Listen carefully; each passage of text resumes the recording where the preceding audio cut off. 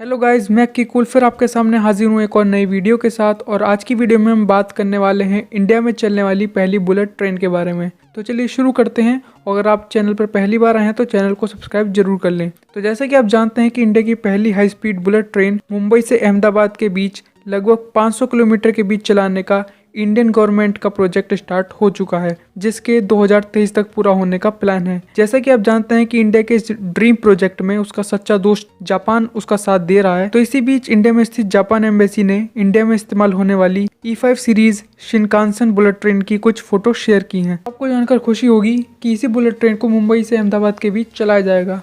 तो चलिए जानते हैं जापान की इस E5 series Shinkansen bullet train के बारे में।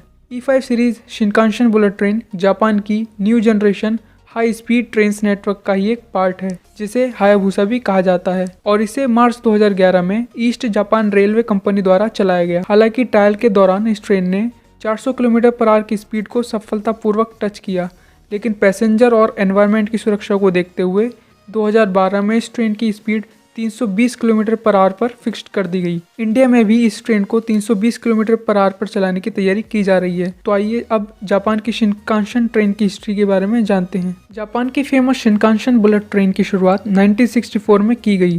1964 से लेकर आज तक इस ट्रेन की कई सीरीज लॉन्च की गई।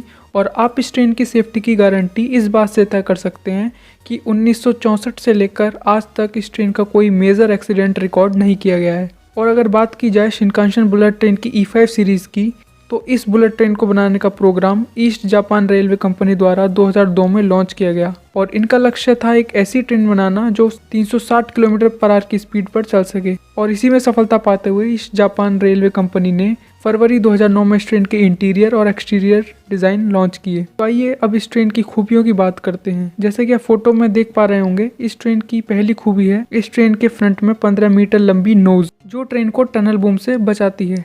टनल बूम इफेक्ट वो इफेक्ट है जो ट्रेन के टनल में हाई स्पीड में एंटर होने पर अनइवन प्रेशर की वजह से नॉइज प्रोड्यूस करता है। साथ में इस ट्रेन के डिज़ाइन में FSA और BTS जैसे बहुत इंपॉर्टेंट फीचर भी हैं। FSA यानी कि फुल एक्टिव सस्पेंशन, जो चलती हुई बोगी में वाइब्रेशन कम करता है। और BTS यानी कि बॉडी टिल्टिंग सिस्टम, जो सेंट्रीफ्यूगल फोर्स को ख़त्म कर देता है, जिससे ट्रेन के फुल स्पीड पर चलने पर कर्व लेते हुए पैसेंजर को शेकिंग महसूस नहीं होती है। अगर इस ट्रेन में इंटीरियर की बात की जाए तो इसमें लेदर सीट के साथ साथ वूल कारपेंटिंग भी की गई है। तो आइए अब बात करते हैं E5 शिनकानसेन की सीटिंग कैपेसिटी और क्लासेस के बारे में। फिलहाल इस ट्रेन में 10 बोगी इस्तेमाल होती हैं, जिनकी टोटल कैपेसिटी 731 पैसेंजर की है। इस ट्रेन को 3 क्लासेस में बांटा गया है। पहली क्लास है ग्रैंड क्लास, जिसकी 18 सीट।